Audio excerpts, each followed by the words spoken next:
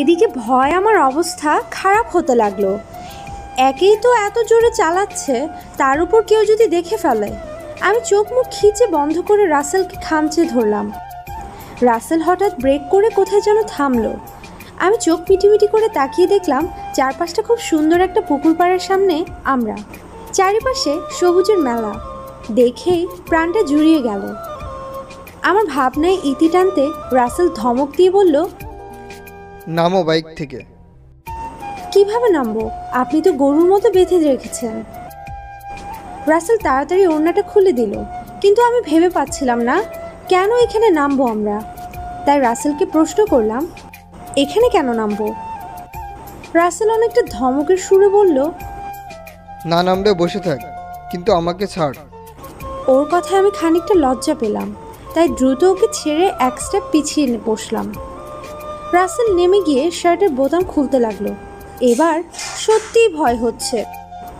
এই ছেলের কোনো খারাপ মতলব নেই তো আবার? কে জানে বাবা, মনে মনে দোয়া দরুদ পড়তে লাগলাম। রাসেল শার্ট খুলে সামনে দাঁড়াতেই আমি দুই হাত দিয়ে চোখ মুখ ঢেকে বললাম, কি করছেন এইসব? আমি মোটেও ওই ধরনের। রাসেল আবারও ধমক দিয়ে বলল, ওই থাম, তুই তুই কি মনে করিস আমি ওই ধরনের ছেলে? তাহলে শার্ট খুলছেন কেন? খামচে যে বুকের 12টা বাজিয়েছিস, তাতে মলম লাগাতে হবে না? ওর কথা শুনে আমি হাত নামিয়ে চোখ মেলে তাকালাম। ও বুক উঁচু করে দেখালো আমাকে ক্ষতগুলো। আমি লজ্জায় চোখ নামিয়ে নিলাম। ওকে দেখলাম ক্ষতগুলো গুনতে। কিরে, তোর নখ 10টা না? এখানে তো 8টা নখের আঁচড়, আর 2টা নখ কোথায়? দেখি তো তোর হাত। ওর বলার সাথে সাথে আমি পট করে আমার হাত দুটো পেছনে লুকালাম। আমার কাণ্ড দেখে রাসেল হাসতে লাগলো আর বলল, তুই কি শাকচুন্নি? এভাবে হাত কেন লুকাচ্ছিস? বলতে বলতেই রাসেল আমার হাত দুটো টেনে নিয়ে দেখতে লাগলো। কিছুক্ষণ দেখার পরে ও আমার আঙ্গুলের ভিতর দিয়ে ওর আঙ্গুল গলাতে লাগলো। তারপরে দুই হাত দিয়ে আমার হাত দুটো চেপে রাখলো। ওর হাতের ছোঁয়ায় এক অন্যরকম তৃপ্তি পাচ্ছিলাম। হৃদয়ের ধুকপুকানিটাও বড্ড বেড়ে গেল। মনে হচ্ছিল এই ছোঁয়ায় আমার মরণ হলেও তা পরম শান্তির হবে। বেশ কিছুক্ষণ এভাবে থাকার পর হঠাৎ আমার হুঁশ আসলে কাঁপা কাঁপা গলায় বললাম, আমি বাড়ি যাব। রাসেল আমার হাত ছেড়ে দিয়ে বলল, আচ্ছা চল, তোকে দিয়ে আসি। আসলে বাড়িতে কাউকে না বলে বের হইনি কখনো, তাই। বুঝতে পেরেছি। আস্তে আস্তে ঠিক হয়ে যাবে। আস্তে আস্তে ঠিক হবে মানে? আমি আর জীবনেও আপনার সাথে আসবো না। আমি কি একবারও বলেছি তুই আমার সাথে আসবি? আমি আর কিচ্ছু বললাম না, মাথা নিচু করে বসে রইলাম। রাসেল বাইক স্টার্ট দিল। এইবার আমাকে আর ওর সাথে বাঁধলো না। আমি ওর কোমর জড়িয়ে ধরলাম। রাসেল বোধ হয় কেঁপে উঠল মনে হলো। কি হয়েছে, এমন কেঁপে উঠলেন কেন? সবাই ঠিকই বলে তুই আসলে একটা গাধি। রাসেল আমাদের পাড়ার গলির সামনে এসেই আমাকে নামতে বলল। কেমন জানি রাগ হলো আমার। আপনার জন্য এখন আমার এতটা রাস্তা একা একা হেঁটে যেতে হবে। যা তো তুই। একটা ভেঙচি কেটে আমি বাইক থেকে নেমে চোরের মতো হাঁটতে লাগলাম। আশেপাশে কেউ দেখে ফেলে কি?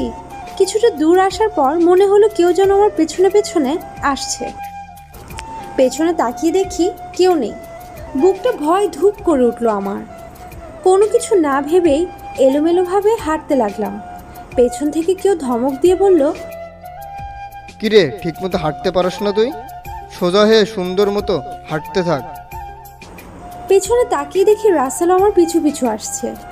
ওকে পেয়ে স্বস্তির শ্বাস নিলাম। আমি বাসায় ঢুকতেই ও চলে যায়। বাসায় আজ সবাইকে অন্যরকম লাগছিল। সবাই কেমন সেজেগুজে রেডি। বাসাটাও অন্যান্য সময়ের চাইতে একটু বেশি পরিপাটি লাগছে। ড্রয়িং রুমে আসতেই অপর্ণা আমাকে টেনে রুমে নিয়ে আসলো।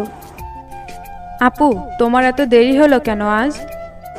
অপর্ণার কথা শুনে ভয় আমার কলিজা শুকিয়ে গেল। তারা সবাই জেনে যায়নি তো?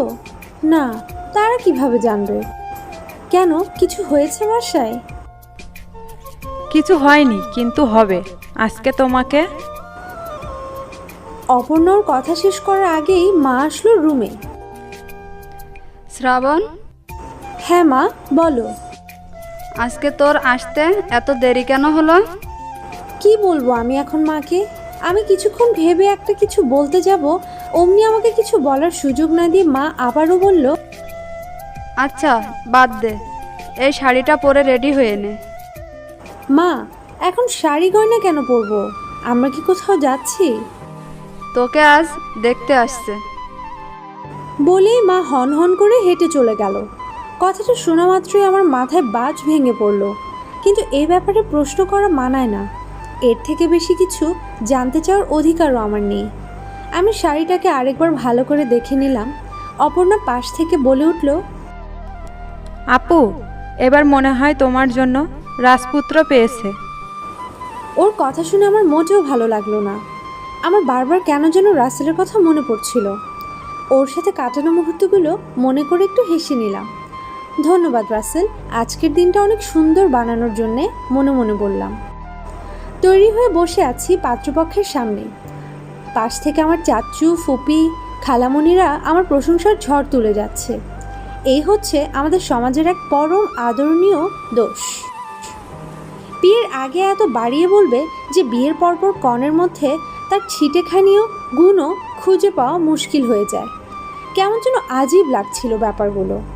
তারপরও ওদের সামনে বসে থাকতে হলো। সন্ধ্যার পর খাওয়া দাওয়া করে সবাই খুশিতে গল্পে মজে গেল। সবার কথাবার্তা শুনে মনে হলো বিয়েটা এবার হয়েই যাবে। কেউ একবার জানতেও চাইলো না আমি এই বিয়েতে রাজি কিনা। তারা বড়, তারা যা করবে আমার ভালোর জন্যই করবে। তাদের খুশিতেই আমিও খুশি।